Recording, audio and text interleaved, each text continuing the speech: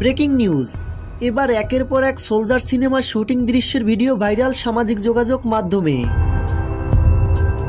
সম্প্রতি জোরদমে চলছে শাকিব খানের সোলজার সিনেমার শুটিংয়ের কাজ।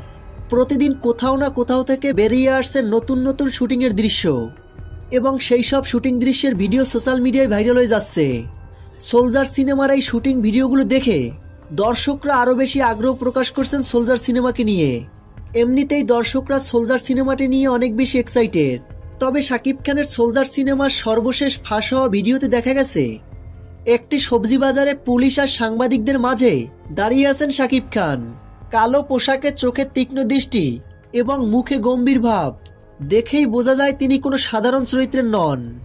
এমন ভিডিওটি সামাজিক যোগাযোগ মাধ্যমে প্রকাশের পর থেকে দর্শকরা একের পর এক উচ্ছ্বাস আর বিতর্ক করছেন। এই দৃশ্যটা এখনো প্রমাণ করে শাকিব খান এখনো বাংলা সিনেমার রাজা।